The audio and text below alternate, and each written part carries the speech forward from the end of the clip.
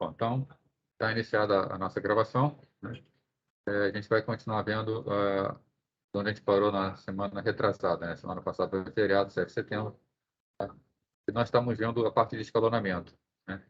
Nós vimos que nós temos três grandes categorias de escalonamento: escalonamento para sistemas em lote, escalonamento para sistemas interativos e escalonamento para sistemas de tempo real, né? Sistemas em lote, aqueles sistemas que não há interação direta do ser humano, os processos, né, são colocados em execução automaticamente. E então ele admite alguns algoritmos de escalonamento que podem dar ênfase à velocidade de execução, né, a quantidade de tarefas executadas por unidade de tempo. Nós já vimos esse algoritmo de escalonamento. Hoje a gente vai ver o escalonamento de algoritmos interativos, que são algoritmos voltados para equipamentos onde há interação do ser humano, há interação do ser humano com a máquina, então tem que ser dada uma atenção especial, não pode dar a impressão que o sistema está engasgando, está travando, né? Mesmo que seja apenas uma impressão, isso não pode acontecer, né? Por fim, a gente vai ver o terceiro tipo, que é escalonamento de tempo real, né? São sistemas especiais, onde o tempo de resposta é o fator predominante, né? O fator mais fundamental para esse tipo de escalonamento. Deve acabar de ver hoje toda a parte de escalonamento e já começar a ver também a parte de gerência de memória. Vamos começar vendo aqui a parte de escalonamento de sistemas interativos.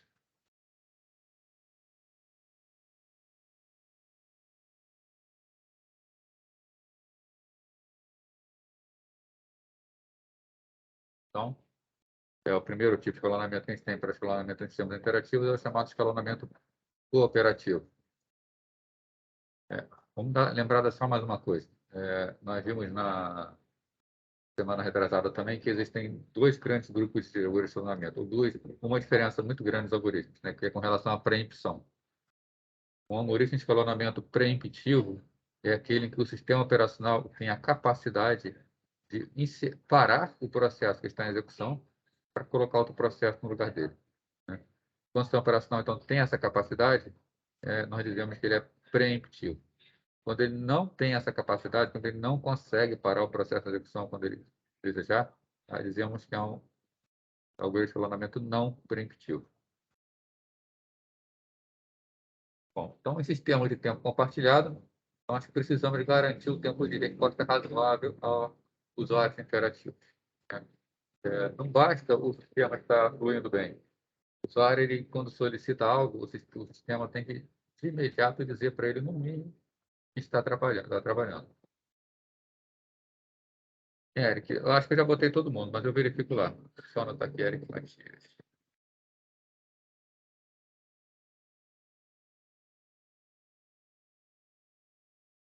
Bom, então, é necessário garantir um tempo de resposta razoável para o usuário interativo, né? Responder logo. Não precisa nem dar logo a resposta que o usuário solicitou, tá? Mas precisa pelo menos dizer que está trabalhando, precisa mostrar para o usuário que ele já aceitou aquela entrada e que ele está trabalhando nisso, né?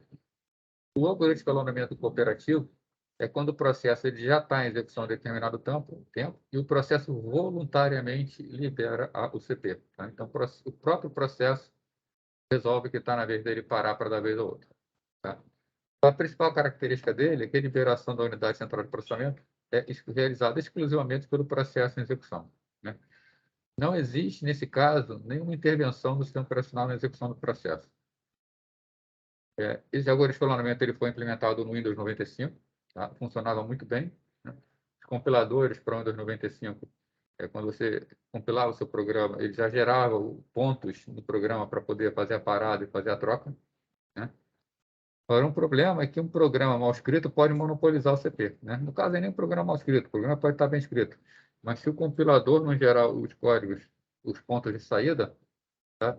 Realmente o programa pode monopolizar o CP, já que ele não vai dar vez para outro processo.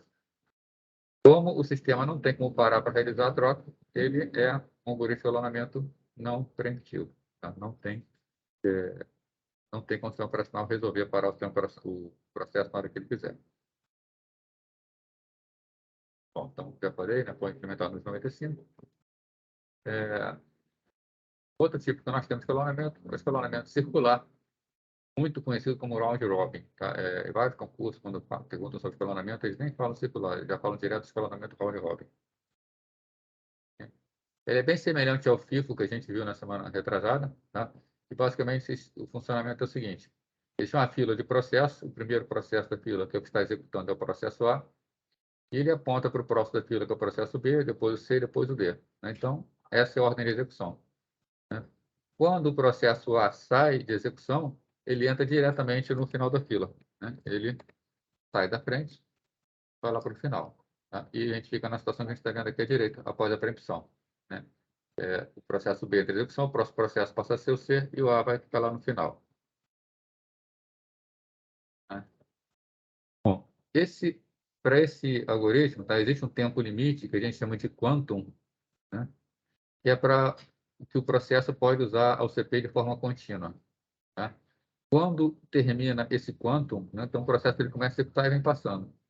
Quando passa um tempo que é equivalente a esse quantum, o sistema operacional vai lá e tira o processo que está em execução e coloca outro no lugar. Né? Portanto, é um algoritmo preemptivo. Tá? O sistema operacional pode parar no momento que quiser. E a fila dos processos em estado pronto é tratada como uma fila circular. Né? Exatamente isso, first in, first out. O primeiro a entrar, o primeiro a sair. E uma fila circular, porque quando acaba ele já entra no final da fila.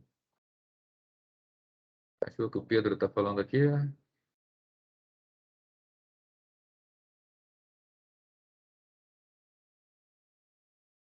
Levam a tempo para terminar. Eu não entendi o finalzinho, Pedro, que você escreveu.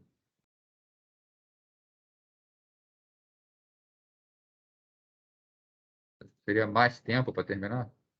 Se for não deveria ser normal, né? Pode ser a forma como você paralelizou que não está sendo boa para aumentar o desempenho.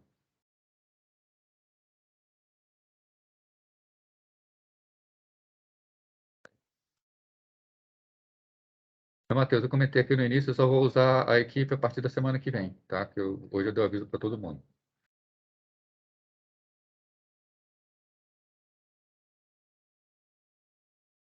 Bom, então, com relação a esse ponto aqui, que é o tempo durante o qual o processo pode executar,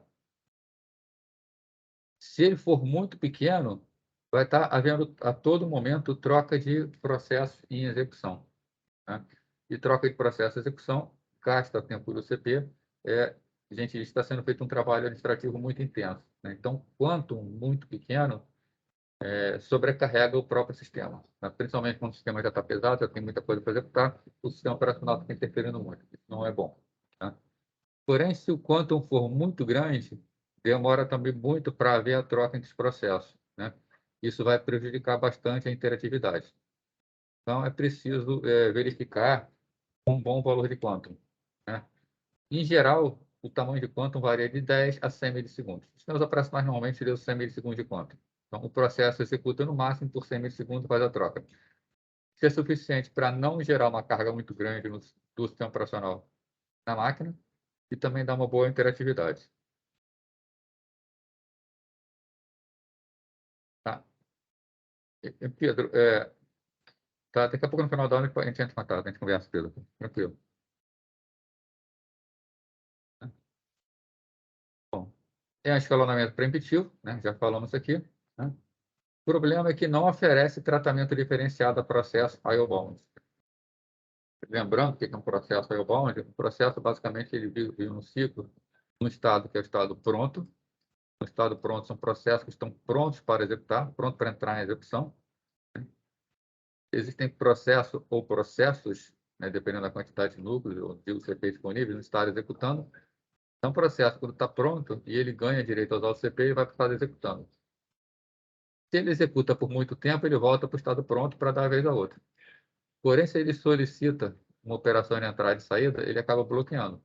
Ele fica bloqueado até que essa operação de entrada e saída esteja pronta, seja realizada. Então, ele pode ir executando para bloqueado.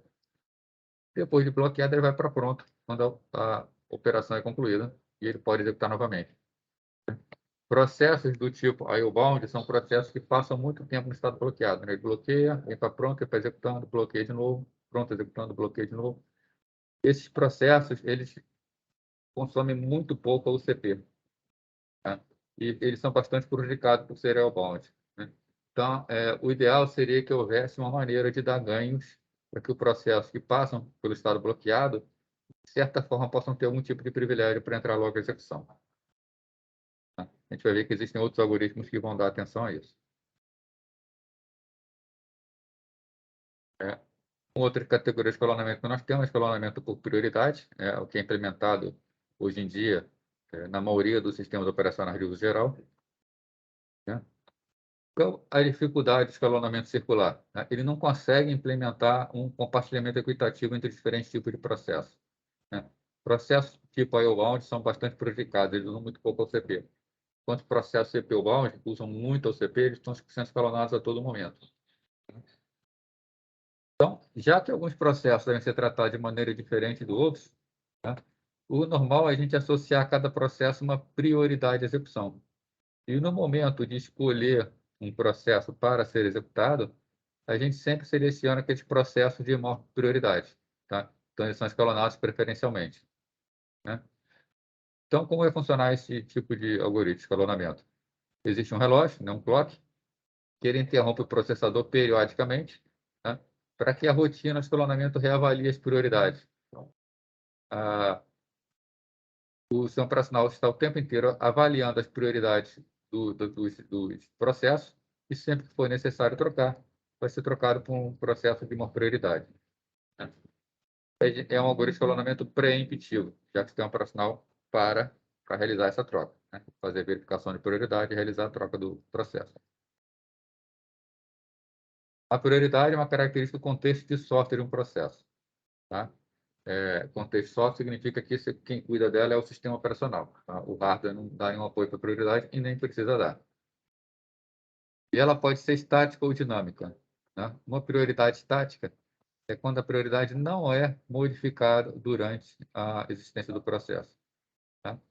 É um esquema bastante simples, mas pode levar tempo de respostas elevados. Né? Por exemplo, se um processo IO-bound extremo, que realiza muitas operações, for um processo que foi selecionado para ele com prioridade alta, o processo acaba monopolizando o CP.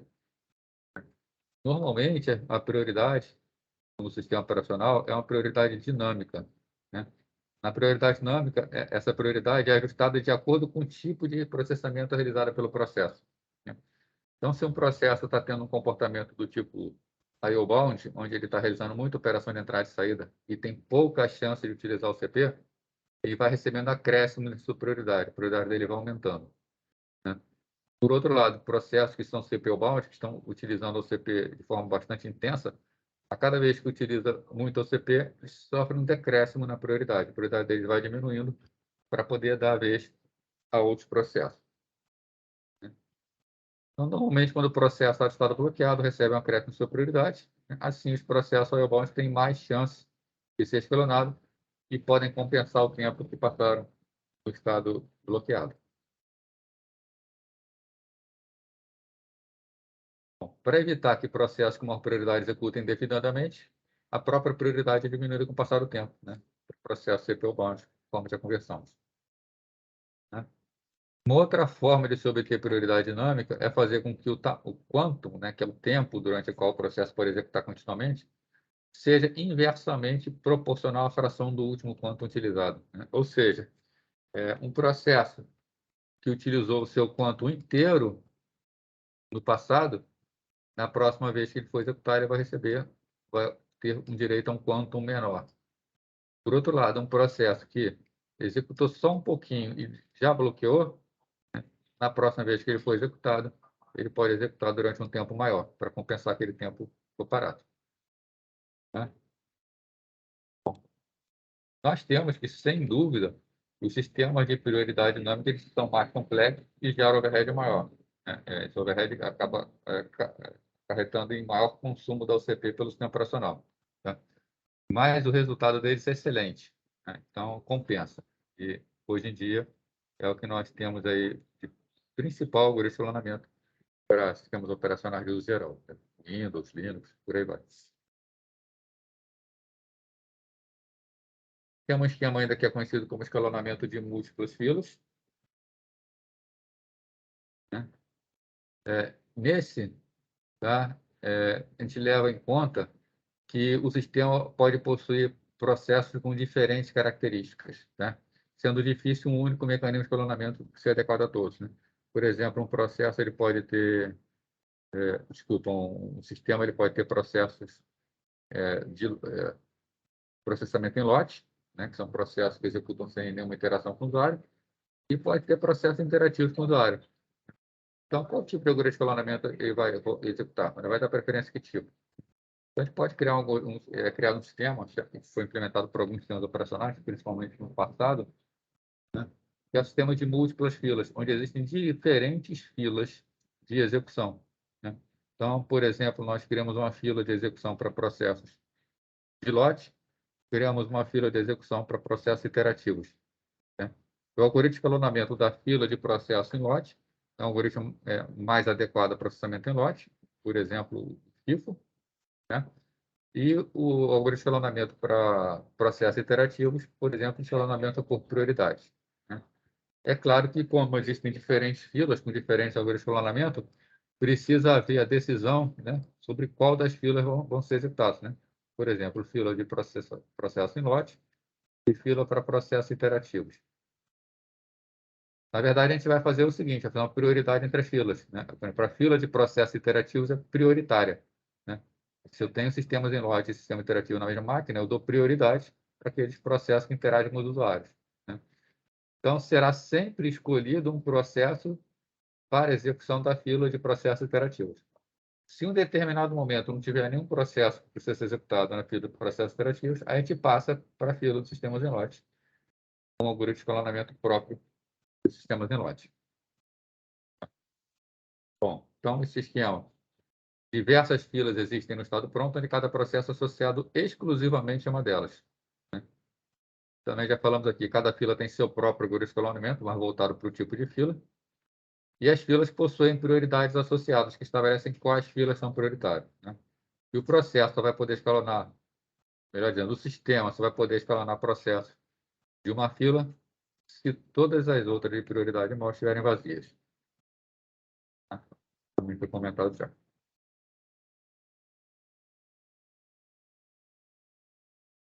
Bom, uma outra forma de algoritmo de escalonamento que existe, né, existem vários aí, é escalonamento por processo mais curto em seguida, né? Então, processos iterativos geralmente seguem um padrão de esperar o comando, executar o comando, esperar o comando, executar o comando, né? Se a gente considerar que a execução de cada comando é uma tarefa, então a gente pode minimizar o tempo de resposta geral, executando primeiro a tarefa que vai executar em menor tempo. Então, o sistema ele tem que conhecer, ele tem que saber quanto tempo uma tarefa leva para ser executada. E esse é o problema. Descobrir qual dos processos atuais vai ser a execução mais curta, né? A abordagem que a gente tem é fazer estimativa baseada no comportamento passado. Então, o sistema operacional precisa ter uma tabela que associa aos processos o seu tempo de execução. Senão, fica complicado e não dá para implementar. Um exemplo aqui é o seguinte, né? Suponha que o tempo estimado por comando para um processo é T0, né? Suponha que a execução seguinte é mensurada como T1, né? Qual é a estimativa de tempo que esse processo vai levar para ser executado? Normalmente, o sistema operacional usa uma média ponderada, tá? Do tipo alfa T0 mais 1 menos alfa T1, tá? Com isso, a gente pode escolher o valor de alfa de modo a priorizar, né, ou dar um maior valor de memória a processos antigos, né? Se alfa tiver um valor muito alto, ele tem tendência de manter valores anteriores. Se alfa tiver um valor baixo, por exemplo, abaixo de 0,5, ele vai dar maior atenção aos valores mais recentes, atualiza os valores mais recentes, né? Por exemplo, alfa igual a meia, alfa igual a 0,5. Após a primeira execução, executou, teve um tempo T0, né? Quando ele vai executar pela segunda vez, o tempo de execução seria T0 sobre 2 mais T1 sobre 2. Então, esse é o tempo da última execução. Quando for fazer a próxima execução, vai manter o alfa igual a 2, a gente vai dividir isso aqui por 2. Então, a gente vai ter T0 sobre 4 mais T1 sobre 4 mais T2 sobre 2. Na próxima execução, T0 sobre 8, T1 sobre 8, T2 sobre 4, T2 sobre 3, ou T3 sobre 2, né? De forma que os tempos que foram executados no passado, eles vão ficando esquecidos, né? primeiro T0 só contava metade, depois T0 passou a contar um quarto, depois T0 passou a contar um oitavo, até que em um determinado momento ele é esquecido, né? Bom, essa técnica de estimar o valor tomando a média ponderada, tá, é conhecido como algoritmo de envelhecimento, né? Aging, tá? Onde os tempos passados vão envelhecendo e vão ficando esquecidos. E é um bom algoritmo, porque pode ter mudado alguma coisa no sistema, tá? Até a própria forma do processo executar. Então, não tem por que ficar preso a tempos passados se os tempos novos são tão diferentes. Existe uma outra forma de escalonamento que é chamado escalonamento garantido, tá? Que consiste em fazer promessas para o usuário a respeito de desempenho, né? Uma promessa realista é: se a gente tem N processos que estão sendo executados, cada um recebe em torno de 1 sobre N da capacidade da UCP. Tá? Para isso, o sistema deve controlar quanto tempo do CP cada processo teve, desde a sua criação, né? E calcula o montante de UCP que cada um tem direito.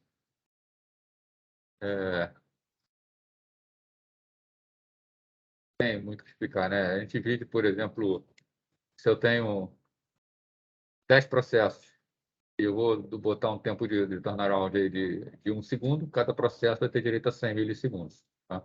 Cada um vai executar durante 100 milissegundos. E é um algoritmo de escalonamento preemptivo, já que a gente pode avaliar e trocar o processo. Um bom algoritmo de escalonamento, mas pouco implementado, tá? É o escalonamento conhecido como escalonamento por loteria. Nesse escalonamento, a ideia é melhorar aquele que a gente viu anteriormente, né? O escalonamento garantido. Tá? E a ideia do escalonamento garantido é que todos tenham a mesma parcela de tempo para executar, né? Mas ele precisa ficar fazendo uma série de considerações, uma série de medições que podem tomar bastante tempo do sistema. Então, qual é a ideia? A ideia é bastante parecida, funcionamento garantido, dá bilhetes para os processos, né? Cada processo recebe uma certa quantidade de tickets. E sempre que esse processo for utilizar, ele deve consumir seus tickets. Tá? Então, sempre que uma decisão de escalonamento tiver que ser feita, um bilhete de loteria é escolhido, né? Esse ticket. E o processo que tem o bilhete utiliza o recurso, né? Vai utilizar o CP. Assim, vão consumindo todos os tickets do processo. Quando todos os processos acabam de consumir todos os seus tickets, novos tickets são distribuídos. Né? Isso, inclusive, é uma forma muito boa de aumentar a prioridade em um processo. Né? Processos prioritários recebem mais tickets. Né? E um processo que tem uma fração F de bilhetes terá aproximadamente uma fração F do recurso. Ele é bom, né? Porque, por exemplo, processos cooperativos podem trocar bilhetes se assim quiserem. Né? Por exemplo, um processo cliente precisa que um processo servidor execute algo para ele. A princípio, o processo servidor não tem nada para fazer, então não recebem ticket nenhum. Né? Já um processo já quando um cliente pede para o servidor executar alguma coisa para ele, ele passa seus tickets para o servidor e o servidor usa os tickets daquele processo para executar pelo processo. Então a gente consegue uma fatia bem justa para todos. Também é um algoritmo de escalonamento preemptivo.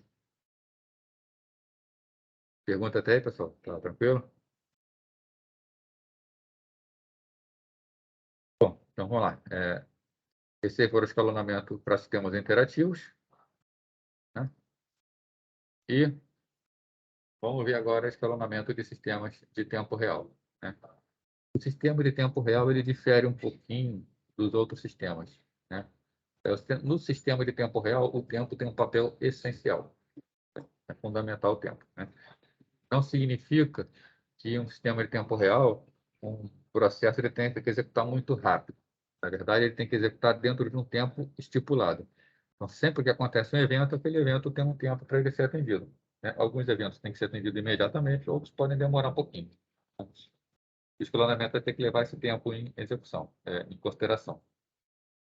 Então, dispositivos físicos externos geram estímulos e o computador tem que reagir em conformidade dentro do montante de tempo fixo.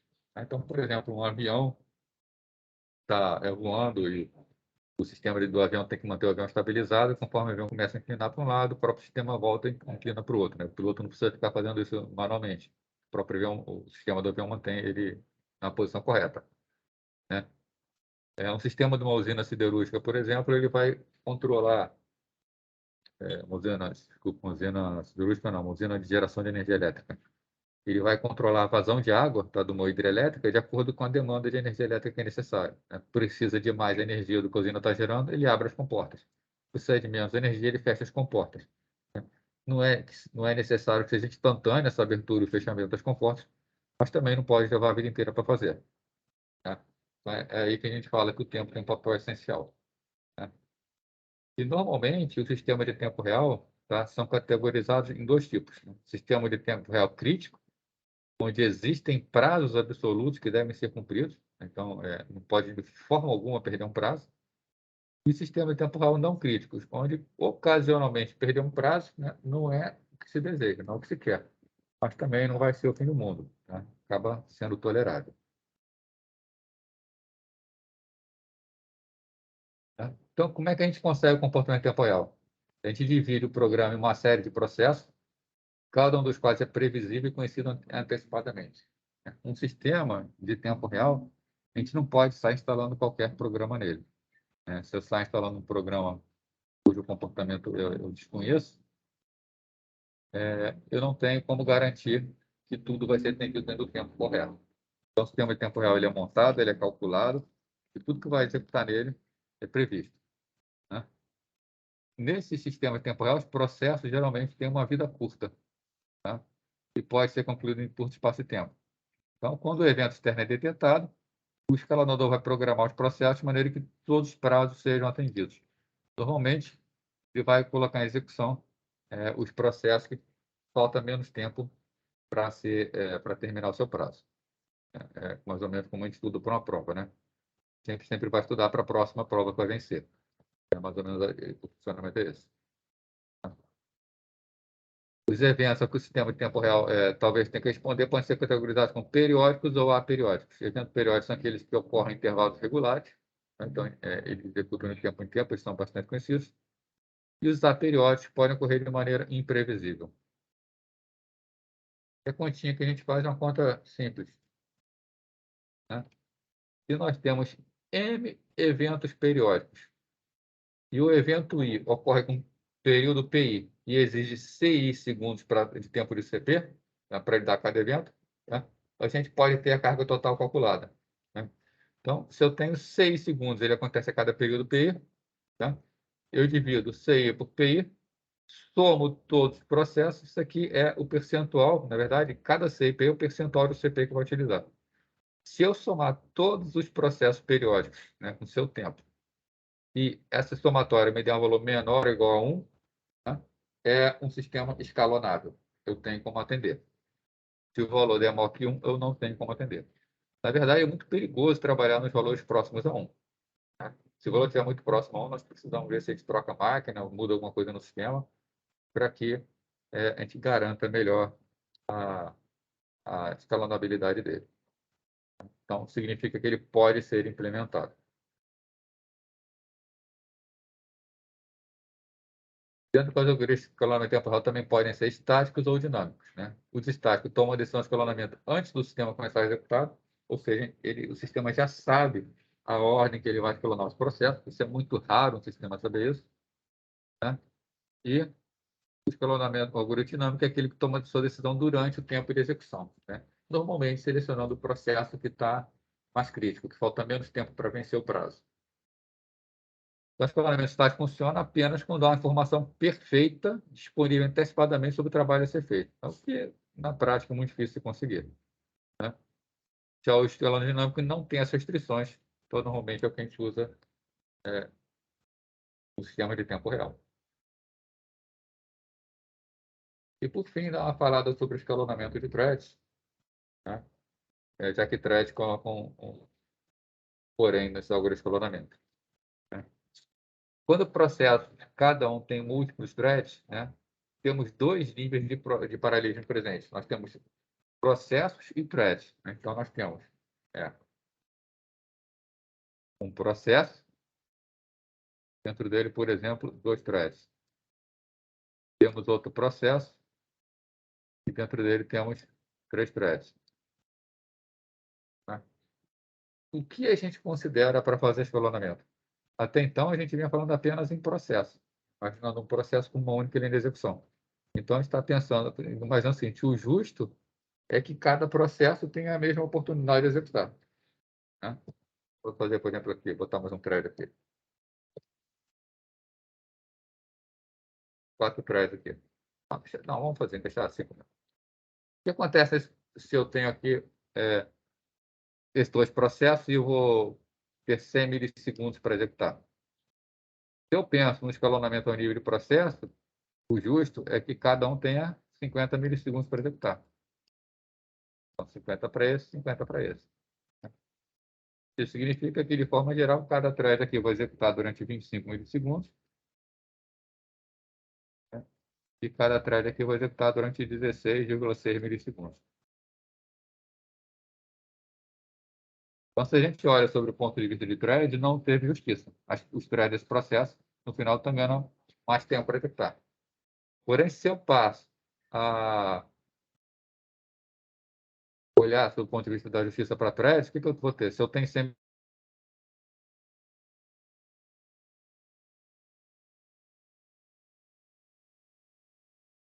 eu acho que dá uma caída, né, para mim. Está conseguindo me ouvir bem aí? Porque está variando bastante aqui.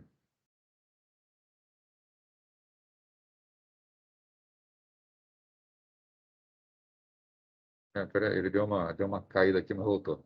Então, vamos lá. Então,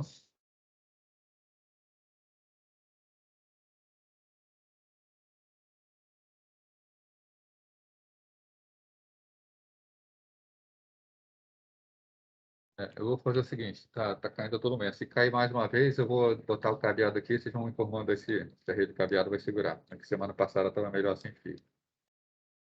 Então, vamos lá, tentar de novo. Se eu tenho, tentando justiça nível de thread, se eu tenho 100 milissegundos para escalonar tudo, o correto seria dar 20 para cada uma. 20, 20, 20, 20. 20 para esse, 20 para esse, 20 para esse. Aí, no final, esse primeiro processo acaba ficando com 40 milissegundos de execução. E esse segundo processo, como tem 3 threads, acaba ganhando 60 milissegundos de execução, né? Então, é muito difícil, na presença de threads, a gente conseguir definir o que é o justo. Bom, além disso, né, a forma de escalonamento vai diferir bastante se estão sendo usados thread de usuário ou thread de núcleo. O que é thread de usuário e thread de núcleo? Thread de núcleo é quando o sistema operacional tem conhecimento da existência dos threads. Então, no caso aqui, eu tenho 3 threads, o sistema operacional sabe que os 3 threads vai escalonar os 3 threads. Por outro lado, se as threads são implementadas no espaço do usuário, a gente já viu isso aí, né? O sistema operacional não tem conhecimento dos threads. Tá? Os threads concorrem lá dentro e o escalonamento é feito pela própria aplicação, o escalonamento de cada thread. Tá? Como o sistema operacional não tem como enxergar as threads do usuário, ele não tem como trabalhar escalonamento a nível de threads.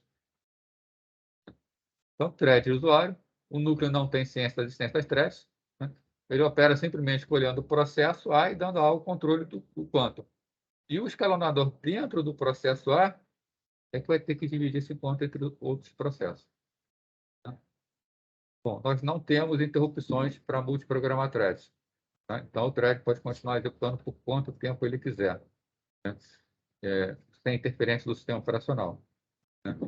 Então, quer dizer que, por exemplo, um processo A que tem 2 threads, se ele coloca o primeiro thread de execução, esse thread pode ficar executando indefinidamente, né? A não ser que ele implemente um algoritmo de escalonamento do tipo cooperativo interno do processo.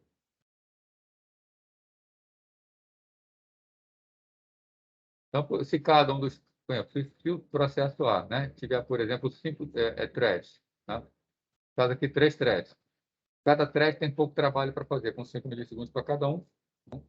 Se o processo A receber 50 milissegundos de quanto, ele vai fazer o quê? Vai executar thread A1, thread A2, thread A3, thread A1, A2, A3, A1, A2, A3, A1. Então, ao invés de haver o escalonamento e a mudança de threads, de processos diferentes na memória, eu vou estar sempre mudando thread do mesmo processo, enquanto aquele processo está em execução.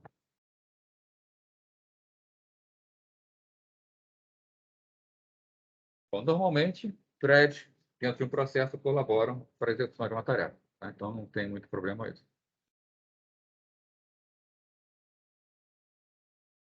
Bom, com relação a thread de núcleo. Thread de núcleo é quando o sistema operacional tem ciência das ciências threads, né?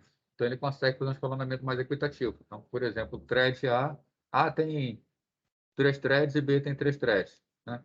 Quando as threads de núcleo existem, o sistema operacional pode fazer o escalonamento entre as threads e ele pode, por exemplo, escalonar A1, B1, A2, B2, A3, B3, né? Então, ele escalona thread do processo A, thread do processo B, thread do processo A, thread do processo B, thread do processo A, thread do processo B, né?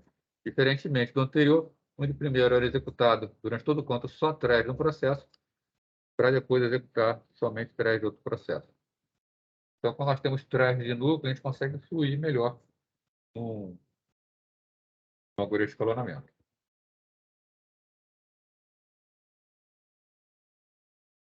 Bom, uma outra questão é que realizar o chaveamento de thread com thread usuário existem poucas instruções de máquinas, né? A gente já viu isso aí também. É muito mais leve mudar um thread dentro do processo para outro thread dentro do mesmo processo. A gente precisa fazer poucas trocas na mudança de contexto, né? Já com thread núcleo, tá? Se a gente vai mudar de um thread, de um processo para o thread de outro processo, a gente precisa fazer uma mudança de contexto completa, né? Isso acaba tomando mais tempo com tarefa administrativa do processador, né? Então, se a gente olha por esse aspecto, é melhor nós termos thread a nível de processo, né? Vai ficar bem mais leve. Porém, se um processo tem somente threads escalonados a nível de processo, e vamos imaginar aqui que esse processo tem 3 threads. As 3 estão executando normalmente. De repente, uma dessas 3 threads pede para realizar uma operação de entrada e saída. O sistema operacional, quando qualquer processo pede uma operação de entrada e saída, ele vai ficar bloqueado até que a operação fique pronta. Então, aqui nós temos um exemplo de um sistema que tem 3 threads, só um thread deveria bloquear, mas como o sistema operacional não sabe que existem threads, já que é tudo administrado pelo próprio processo, acaba sendo bloqueado todos os threads, né? Já se forem threads de núcleo, o sistema operacional tem condição de bloquear só a thread que realizou a operação de entrada e saída.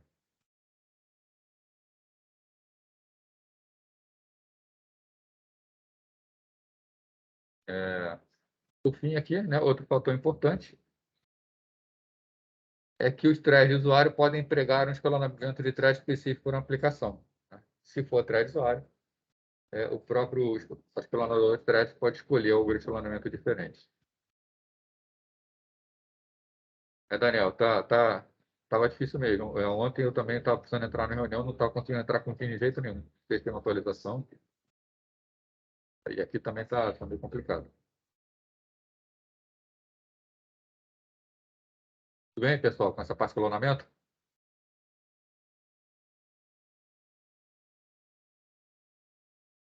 Bom, então vamos lá. Então, nosso próximo assunto é gerência de memória, né? Vamos discutir aqui como a gente trabalha a memória da máquina, como essa memória é compartilhada entre vários processos, né? E mais para frente, a gente vai começar a ver a parte de comunicação entre processos e ver como a gerência, como o compartilhamento de memória pode trazer alguns probleminhas que vão ser resolvidos. O principal problema é chamado condição de corrida.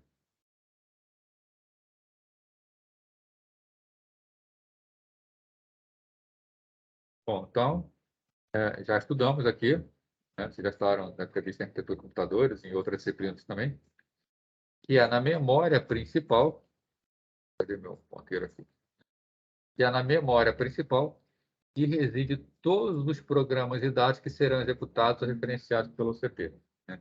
A OCP só vê informação que esteja na memória RAM, na memória principal. Então, toda vez que for ser executado, né, um programa que está na memória secundária, um programa que está no disco, deve ser primeiro carregado na memória principal, né? Basicamente, existem 2 tipos de sistemas aqui quando a gente vai falar em complexidade de memória. São sistemas monoprogramáveis e sistemas multiprogramáveis. Sistemas monoprogramáveis é aquele que a gente não tem sequer a noção de processo, né? A gente tem apenas um programa em execução. Para que um outro programa possa executar, o primeiro tem que terminar. Isso aí dá um conforto grande, porque a gente pode dar acesso a esse programa em execução a toda a memória do sistema. Tá? Não é preciso fazer muitas verificações, nem garantir integridade, nem ver a parte de segurança. Né? Se por acaso aquele programa fizer alguma besteira, o sistema trava, culpa do programa, o usuário vai lá e destrava a máquina. Tá? Isso dá uma flexibilidade grande e um desempenho muito bom. Mas a gente não pode permitir isso em sistemas multiprogramáveis. Né? Em sistemas multiprogramáveis, nós temos residentes na memória em execução, vários processos ao mesmo tempo. Né? Então, o sistema operacional deve gerenciar o acesso desses vários processos à memória de forma concorrente, de forma que um processo não interfira na execução do outro. O processo não atrapalhe a forma como o outro processo executa. Né? Então, o gerenciador de memória é aquela parte do sistema operacional que gerencia a hierarquia de memória. Né? O trabalho dele é controlar que parte da memória está em uso, para que quando um processo precise de uma memória, ele saiba de onde alocar. Quando o processo termina, ele sabe que memória aquele processo usou para desalocar. Né? O trabalho dele também alocar memória para os processos. Os processos precisam de memória, então o gerenciador de memória também vai fornecer essa memória. Né? E também gerenciar a troca entre a memória principal e o disco. Vamos ver mais adiante que existem técnicas em que a gente precisa passar parte da memória principal para o disco. Né? Então, o gerenciador de memória vai ser responsável por fazer isso.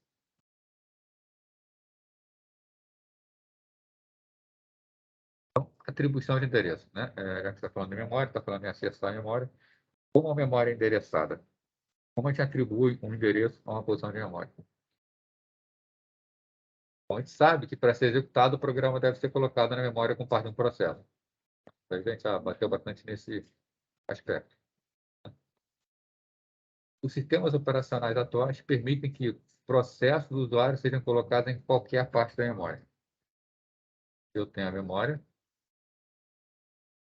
Nos primeiros sistemas, um programa, para ser colocado em execução, ele tinha que entrar num ponto específico da memória, sempre naquele ponto. Tá? Como só tinha um programa, isso não era nenhum problema. Isso agora não pode acontecer mais, né? Porque se eu coloco um programa nesse lugar aqui, e eu vou querer colocar um outro programa na memória, se o ponto de entrada dele tiver que ser o mesmo, ele não vai conseguir executar. Então, a gente tem que, atualmente, o programa ele vai executar, né? Ele vai entrar aonde tiver espaço para ele. Então, onde tem espaço, a gente coloca o programa para ser executado. Né? Então, sistemas operacionais atuais vão permitir que os processos do usuário sejam colocados em qualquer posição de memória. Embora o espaço de endereçamento do computador comece no endereço 0, né, esse não vai precisar ser o endereço inicial de um processo. Então, para a memória aqui está o endereço 0. O processo aqui está começando no endereço X. O outro está começando no endereço Y. O outro está começando no endereço Z. Então, os endereços usados nos programas, tá, eles podem ser representados ainda de maneira diferente. Tá? E o que acontece com o nosso programa? A gente escreve um programa, a gente tem um código-fonte. Tá? Por exemplo, num determinado ponto do programa, eu tenho a instrução lá, A igual a 2. Né? Então, essa aqui eu estou atribuindo o valor 2 à variável A. Né? No programa fonte, os endereços costumam ser simbólicos, representados por nomes de variáveis. Então, no caso aqui A igual a 2, eu estou falando que eu vou armazenar o valor 2 numa posição de memória. E no programa fonte, está representado pela variável A. Né? O compilador normalmente associa esse endereço simbólico ao endereço relativo ao início do programa. Né? Então, quando eu passo pela compilação, então, fiz a compilação, né? O meu programa fonte vira um programa objeto e depois virar um programa executável. Quando o programa é compilado, essa variável, ela na verdade vira uma posição de memória relativa ao início do programa. Então, essa variável A, num determinado momento, ela vira uma posição de memória que é a posição X. relativo ao zero para o início do programa. Quando eu estou falando A igual a 2, eu estou falando em colocar o valor 2 nessa posição X. Tá? Isso aqui é quando acontece a compilação. Bom, a parte do sistema operacional que carrega o programa na memória, né? Aqui eu tinha o fonte que eu estou executando, e agora eu vou executar. Quando eu vou executar, o programa ele é carregado em alguma posição de memória. Tá? A posição de memória que ele vai entrar, por exemplo, ele vai entrar na posição Y. A posição inicial dele, carregado lá. Bonitinho. Né? O loader vai transformar esse endereço relativo em endereço absoluto. Então, isso aqui, que era um X com deslocamento zero, né? Se está mantido a mesma posição, se a posição inicial do programa era Y, né? Aonde eu vou armazenar a variável A? A variável A vai ser armazenada na posição Y mais X. Que é Y, o início da posição de memória no programa está carregado, e X, o deslocamento daquela variável fica.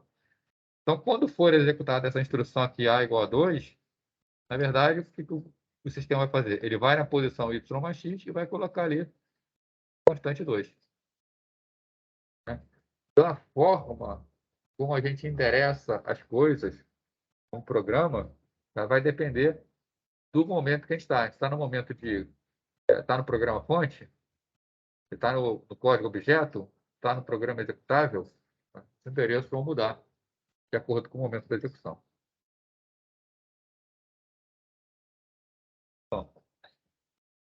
Então, a atribuição de endereços a instruções ou dados pode ser feita. Tá? Quando que a gente define o endereço que uma determinada variável vai ter? Tá? Pode ser em tempo de compilação, tá? Onde a posição de um memória no programa será armazenada e conhecida durante a compilação. Né?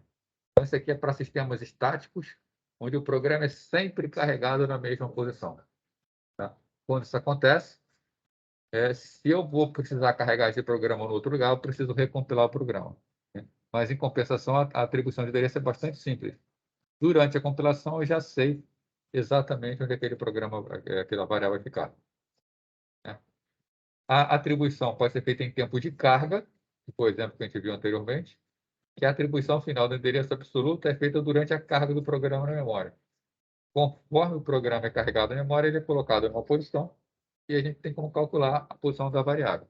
Então, por exemplo, está aqui a memória, né? O programa foi colocado na posição de memória. Durante a carga, eu tenho como saber o endereço de todas as variáveis.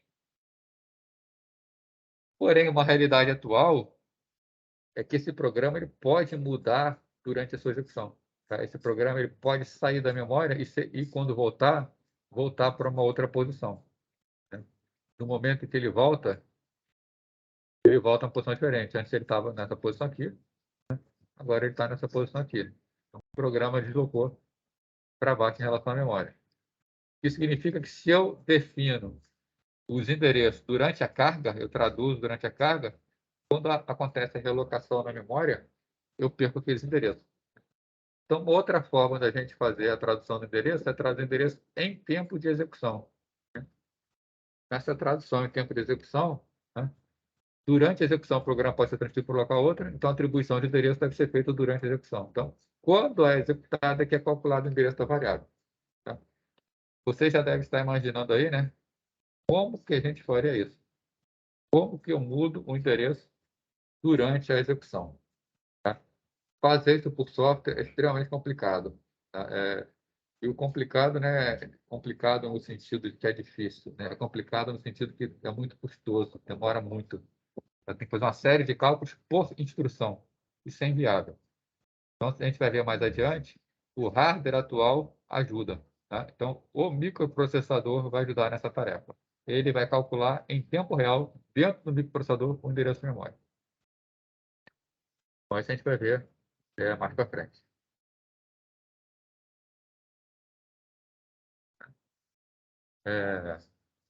Falar um pouquinho de carregamento dinâmico. Tá? Carregamento dinâmico é uma técnica de gerência de memória. Carregamento dinâmico, a gente pega o programa e divide em um programa principal e uma série de rotinas que ficam armazenadas em disco. Tá? basicamente, a gente vai fazer o seguinte. A gente tem um programa fonte, mas é um programa em linguagem C.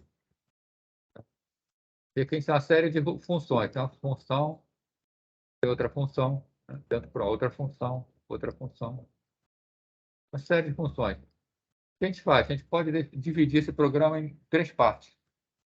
Divide em três partes, cada uma parte código-fonte mesmo. Então, gerar uma parte 1.c, uma parte 2.c, uma parte 3.c. Quando for compilado, cada parte é compilada em separado. Então, gera objetos separados. Então, gera objeto 1, gera objeto 2, gera objeto 3. E quando eu faço a ligação para gerar um código executável, isso tudo aqui vira uma coisa só, vira um executável só. Né? Porém, eu posso passar para o compilador uma instrução dizendo para o compilador gerar o carregamento dinâmico. Né? Quando ele faz isso, o que o compilador faz? Ele gera um executável. Esse executável tem uma parte na frente, que é uma parte de administração do sistema de carga. Né? E cada objeto desse entra numa parte separada aqui do sistema. Né? De modo que se o meu programa começa executando aqui embaixo, minha função main está aqui embaixo, eu só carrego em memória essa última parte, que é a parte dessa função está. Se de repente eu faço uma chamada de rotina para uma função que está na primeira parte, isso aqui é tirado do disco, né, e é carregado no. Tirado da memória. E é carregado na memória somente a outra parte do programa. Então, o programa ele é todo dividido em partes, e as partes só habitam a memória conforme a necessidade. Tá? Isso aí foi muito usado no passado. O PC original ele tinha de memória RAM 640 KB, tá? Então muito pouco. Pouco comparado com hoje. Né? Com Apple, o Unitron Apple II na época, ele vinha com um padrão de 32 KB de memória RAM. Então o PC original tinha 20 vezes mais memória que um Unitron Apple II. Tá? E a memória era bastante escassa. Então, isso aqui era uma forma da gente permitir, por exemplo, criar programas. Vamos supor que esse programa aqui tivesse 1,5 GB de tamanho. Precisaria 1,5 GB de memória RAM para executar. Não caberia em 640K. Porém, dividido em três módulos, cada módulo ocuparia apenas 500K, por exemplo. Né? Então, essa carga desse módulo em memória caberia lá dentro. Então, isso aconteceu bastante o uso dessa técnica no passado. Então, assim, para execução do programa principal, ele é carregado em memória e uma rotina só é carregada quando a chamada é executada. Né? Então, a vantagem, uma rotina nunca usada nunca é carregada na memória. A gente só vai carregando conforme vai sendo usada. E se for passar o ponto para outra, ela é descarregada. Né? O carregamento dinâmico não requer obrigatoriamente suporte especial do sistema operacional. Né? O particular que eu falei para vocês aqui é um linker, o editor que gerava isso era o Turbo Linker da Borland. Né? Ele fazia tudo por fora do sistema operacional. O sistema operacional não tinha consciência de que estava acontecendo. Tá? Então, o próprio programa tinha uma parte de código que fazia essa mudança de carregamento quando era necessário. Então, não requer obrigatoriamente, mas o sistema operacional pode fornecer chamadas de sistema para facilitar. Tá? Caso no passado não existia, não. Algo que existe hoje, que é a mais moderna, que também tem, sob certo ponto de vista parecido, é a chamada ligação dinâmica. Ele é um conceito similar ao carregamento dinâmico, só que a ligação, né, a link edição que é realizada durante o tempo de execução. Então, na verdade, significa da gente fazer um programa, né, processo de link edição. Né? A gente faz um programa. Esse programa, por exemplo, em linguagem C, tá? Tem a função printf. Aqui, printf. Faz de conta que está escrito direito. Printf é feita a chamada função. Quando ele é compilado, passa pela compilação, é gerado um código objeto.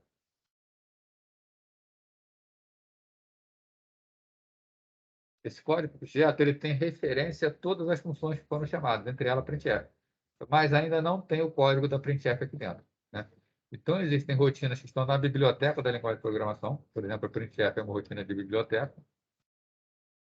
Durante a link edição, né, o processo de ligação, é pego o código objeto, são trazidas as funções de bibliotecas, as funções de bibliotecas são incorporadas ao código objeto, e aí sim, agora a gente obtém o código completo, que é o código executado. Então, todas as funções que a gente chama, que faz uso da linguagem de programação, elas não estão no nosso código objeto, elas estão na biblioteca e só vão ser ligadas pelo linker.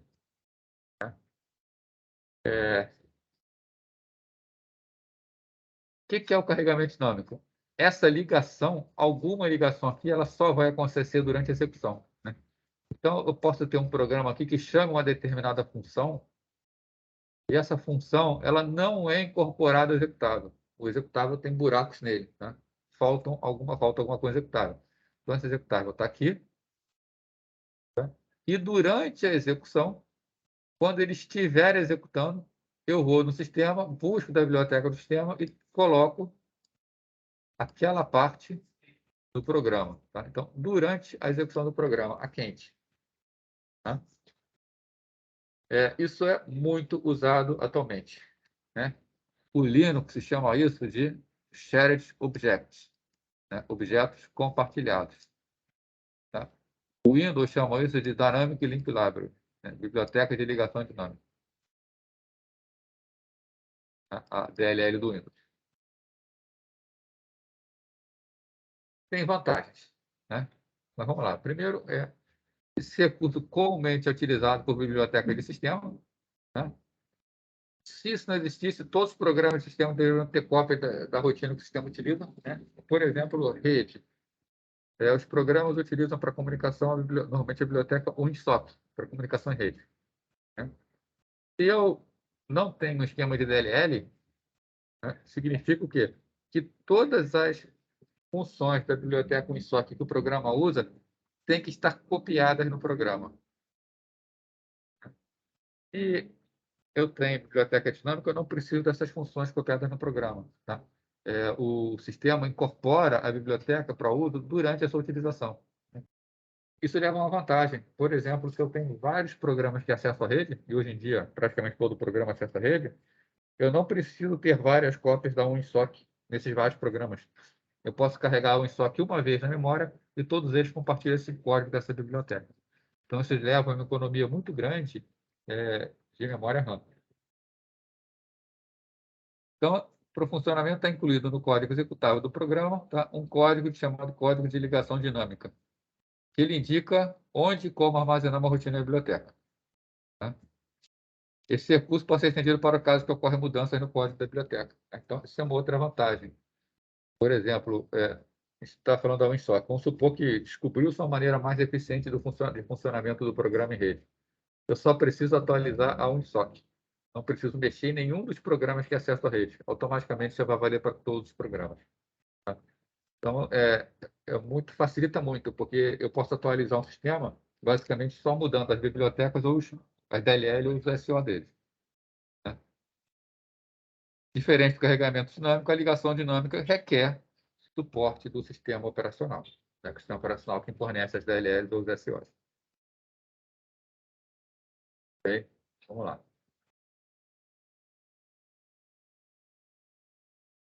Falando de alocação de memória agora. Né? Uma memória, quando é alocada, tá? Ela pode ser alocada de diferentes maneiras. Né? Uma das maneiras é chamada alocação contígua simples. Né? Nessa alocação contígua simples, tá? A memória principal é dividida em duas partes. Uma parte para o sistema operacional, tá? E uma parte para o programa do usuário. Né? Então, nesse esquema, o programa do usuário tem controle sobre toda a memória principal, podendo acessar qualquer parte da memória. Então, nós temos a memória. O sistema operacional, obviamente, está carregado em memória, então ele é carregado na parte de memória. E todo o restante é deixado para o programa do usuário. Pega com mouse aqui é meio difícil, tá? Então, programa do usuário. Né? Só vou ter um programa em execução. Então, nesse esquema de alocação contígua simples, eu deixo que o programa acesse qualquer região de memória, né? Para proteger o sistema operacional, alguns sistemas implementam proteção através de registradores que delimitam a área, tá? Então, na hora de acessar a memória, tem registradores que marcam o limite entre o sistema operacional e o programa, não deixando que o programa acesse a área do sistema operacional. Isso aí não foi comum nos sistemas que utilizaram a alocação contínua assim. Normalmente deixava acessar qualquer região, inclusive a área do sistema operacional. Permite, inclusive, otimizar o sistema para uso específico do programa. Por acaso aquele programa comprometesse o funcionamento, era só dar um boot na máquina. Então, a princípio, os programas dos usuários, né, estavam limitados ao tamanho da memória principal disponível, né? A solução encontrada foi dividir o programa em partes, de forma que pudesse executar independente uma da outra, né? É uma técnica chamada de overlay. Overlay foi aquilo que eu expliquei para vocês no carregamento dinâmico, né, que é sobreposição, né? A definição da área de overlay é a função do programador. Então, cabe ao programador fazer isso. Não é transparente ao programador. Então, para que o overlay funcione de uma maneira mais eficiente e evite poucas mudanças de processo, que parte está em disco, parte que está em memória, o programador tem que ter uma ideia muito boa do fluxo de execução do programa e montar o programa de forma que seja carregado da maneira mais adequada, tá? Então, ao invés dele simplesmente pegar um programa, conforme eu mostrei aqui, e dividir em partes, pegar um programa e dividir em partes de qualquer maneira, o programador ele coloca próximas funções que são mais afins. Então, por exemplo, se eu entro numa parte de fazer relatórios, eu coloco todas as funções de relatório junto. Eu entro na parte de, sei lá, de fazer uma contabilidade, coloco todas as funções de contabilidade junto. Assim, quando o usuário está usando uma parte do sistema, tem uma pouca tendência de ficar fazendo troca entre disco e memória, que é uma troca que demora muito. Então, é a técnica que foi conhecida como overlay.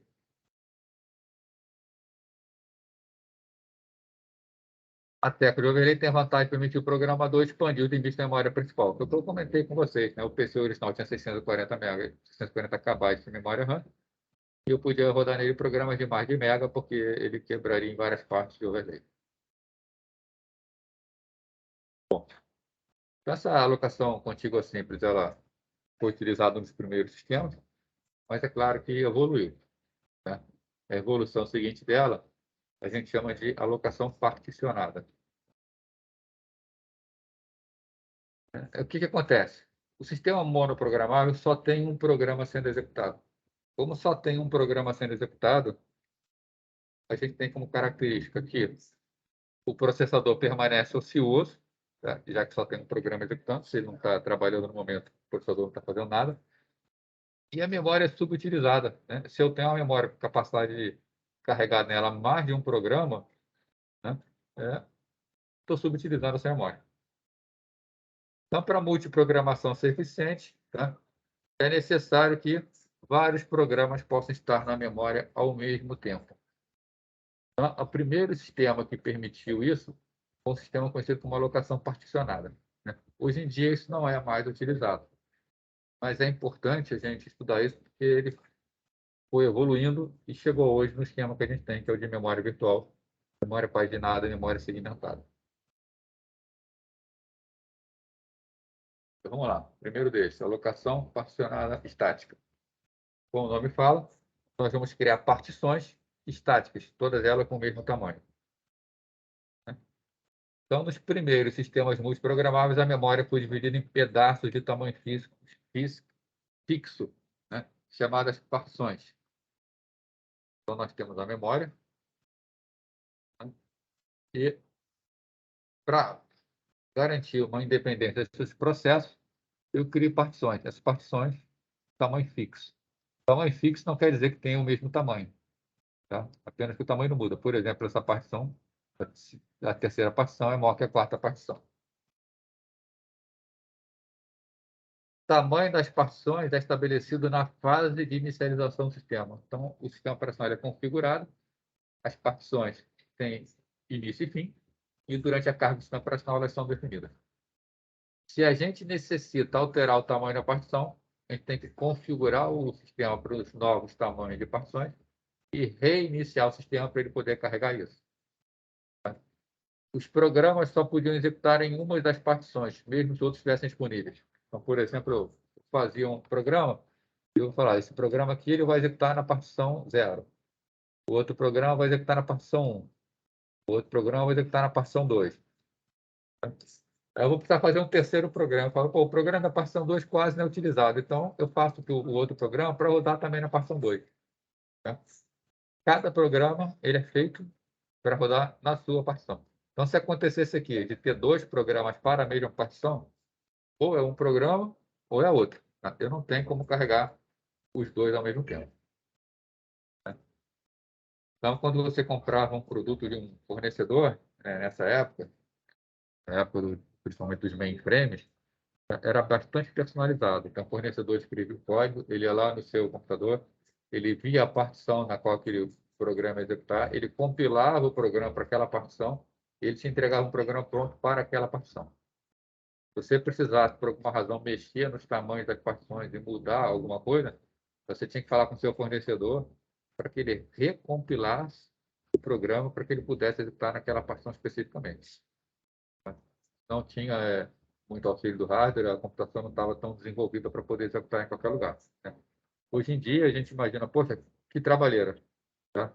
Realmente, podia ser trabalheira, mas isso foi visto na época como uma evolução. A gente está saindo de sistemas que só pode executar um programa e agora nós estamos indo para sistemas que possam executar vários programas ao mesmo tempo. Né? O inconveniente único aí é que de antemão tem que dizer onde ele vai executar. Como os programas só podiam executar em partições específicas, né?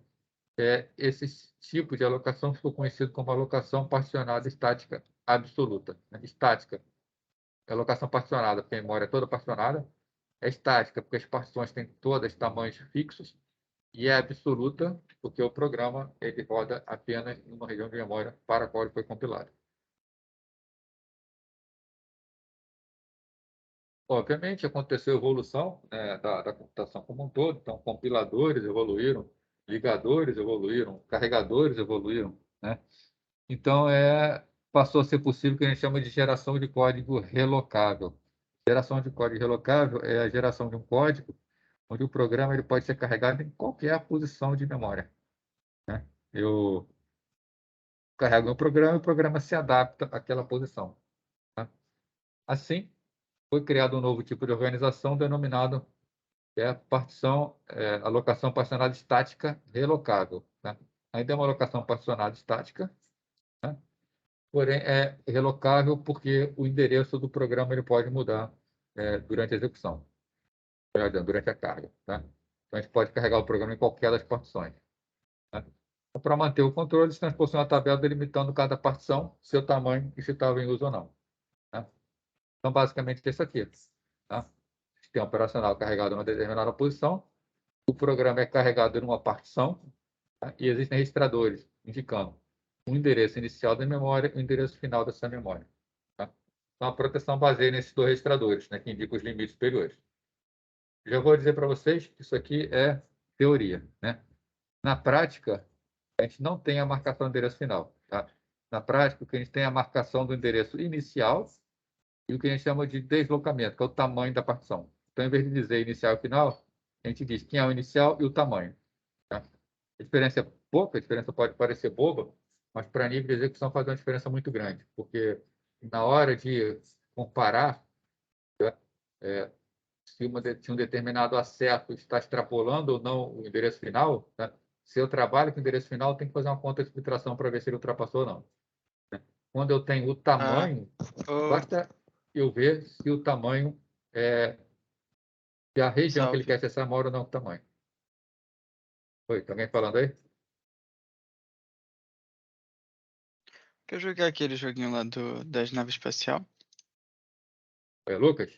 O Lucas, O o microfone tá Solar aberto. Imperial System. Tem Destiny também. Oi, Lucas, está com o microfone aberto? Tá falando comigo ou não? Tá, acho que não. Professor, já que o Lucas não vai perguntar, eu vou perguntar. É o Matheus que está falando. Fala aí. Boa noite. Professor, deixa eu te fazer uma pergunta. Em um caso que eu tenho um programa, por exemplo, que ele executa uma rotina muito complexa, que vai exigir muito de de um endereçamento de uma partição da memória, né? Eu posso quebrar esse programa e executar ele em endereços diferentes? Um Pode. mesmo programa? Poder pode, não tem problema nenhum. Só não entendi qual seria a vantagem disso.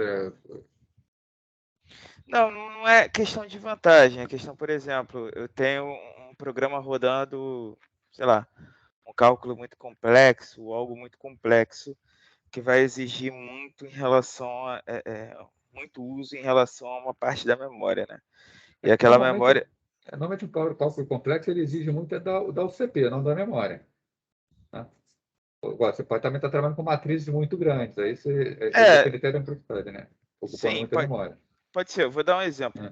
Eu passei por um problema há um tempo atrás em que eu era muito acostumado a usar o for each do PHP e eu queria usar um for each no C, né? Só que no C nativamente não existe um for each. Ah, Então eu desenvolvi um realocamento de memória para poder executar em matrizes grandes. E nesse caso teve esse problema justamente por causa de alocamento de memória, né? Eu uhum, estava usando uma partição da memória que ela estava já estourando e o programa não tinha terminado a sua execução, uhum, né? Aí nesse caso seria um caso, por exemplo, que eu estou me referindo. uhum. Você realmente pode alocar outras regiões sem problema nenhum. No caso, isso aí, a melhor solução é quando a gente trabalha com memória segmentada, que a gente vai ver também. Mas isso aí fica meio que transparente para o usuário. O processamento operacional é quem faz a segmentação. Tá, entendi. Obrigado. Ou então, normalmente a gente usa tamanho, né? Porque é mais fácil para o sistema. Bom, então, o que acontecia? Né? Os programas normalmente não preenchiam totalmente as partições onde eram carregados. Né? Então, eu estou no esquema aqui, que eu tenho a memória. Eu defino uma partição, por exemplo, de um determinado tamanho. E quando eu carrego o programa nessa partição, o programa usa apenas uma parte da partição, e o restante fica sobrando. Né? Eu fico perdido. Divido uma outra parte aqui, uso um outro programa, tem mais uma parte perdida embaixo, outra partição, mais uma parte perdida embaixo. Se eu quero botar um novo programa, mesmo que seja pequeno, se eu for ver a total de memória que está sem uso, esse programa caberia tranquilamente ali. Né? O problema é que eu não tenho uma partição livre para ele. Né? Então, isso passou a ser um problema. Eu estava consumindo memória e, na verdade, elas não estavam em uso. Né? Além disso, eu tenho um programa modo qualquer partição. Né? Por exemplo, vamos supor que tivesse as 3 partições livres, mas eu quero carregar um programa que é maior do que qualquer partição livre. Não cabe. Tá? Então, esse programa, na verdade, nunca vai poder ser executado. Né? É um problema conhecido como fragmentação, mais especificamente fragmentação interna, que é a fragmentação que eu perco dentro da partição. Tá? Então, a fragmentação interna da partição. Para resolver esse problema, né? O problema aqui é justamente que é a alocação particionada estática, onde as partições têm tamanho estáticos que são definidos na inicialização do sistema, né? Isso é uma evolução que é chamada alocação particionada dinâmica. Tá? Aqui na alocação particionada dinâmica, né,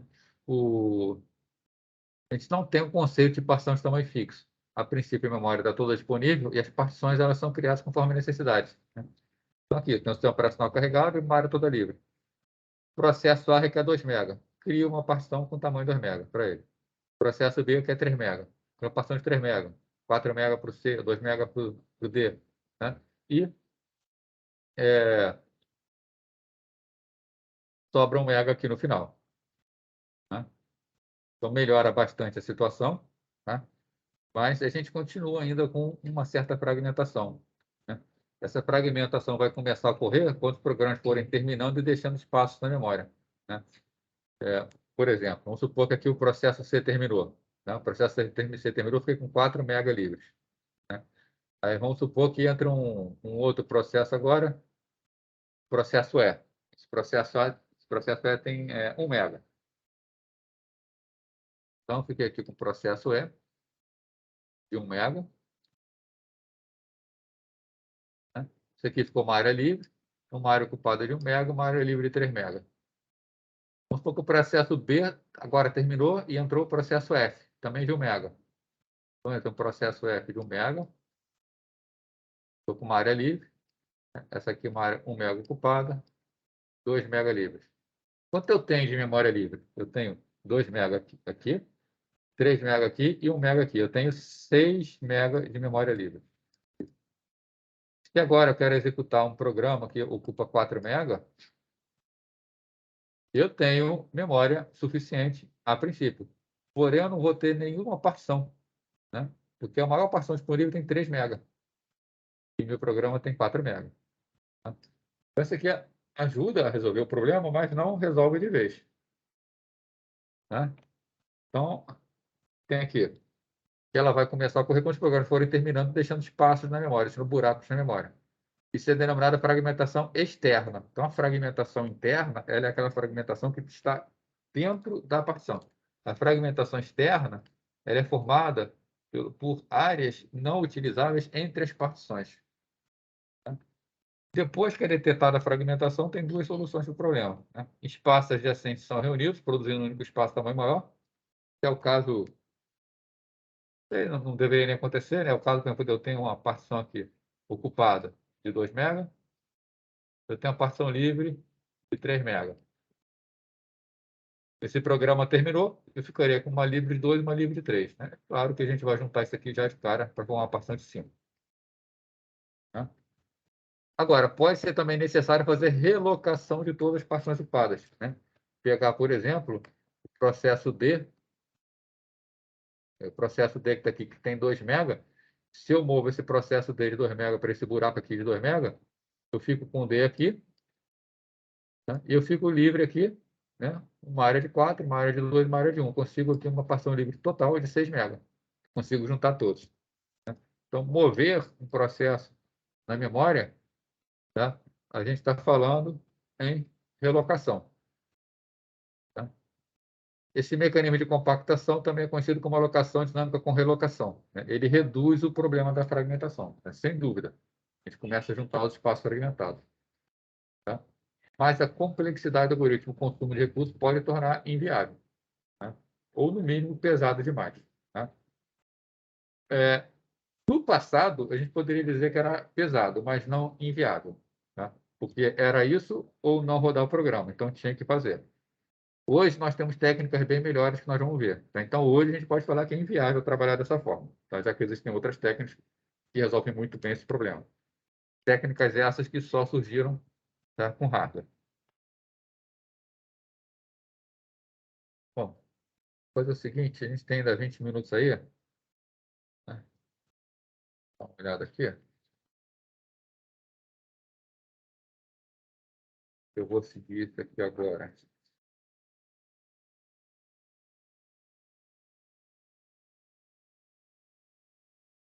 Vai tomar um tempinho, tá? Tem um pessoal que está querendo ver falar sobre o trabalho, tá?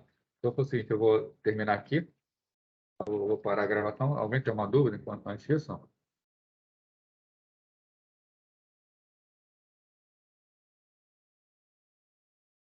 Então, eu vou encerrar a gravação. A gente vai parar por aqui, tá? Deixa eu tirar logo aqui a lista de presença.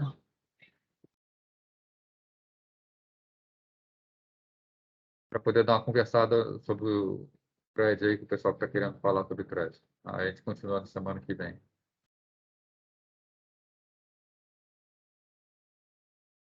Bom, tá. Antes de fechar também, falar sobre um assunto que eu falei no início da aula, tá? Mas chegou muita gente depois. Foi solicitado o pessoal aí para criar uma equipe, tá? Que seria mais fácil para vocês. Então, eu criei essa equipe. A aula de hoje a gente ainda fez por link antigo, mas vai ser amanhã eu já mudo esse link. Tá? Então, o link que a gente vem usando até hoje para as aulas, ele vai deixar de funcionar. Tá? Eu vou cancelar esse link e a partir da semana que vem a gente vai usar o link da equipe. Tá? Já relacionei todo mundo nas equipes parece que é mais fácil para vocês entrarem assim. Tá? Mas também vou botar lá no Canvas o link para quem preferir entrar pelo Canvas. Tá? Então, só para deixar avisado aí que se alguém gravou o link em algum lugar e está entrando por esse link gravado, trocar o link para a próxima aula. Bom, então, vou encerrar aqui a gravação. A gente fica aí conversando aí. Quem quiser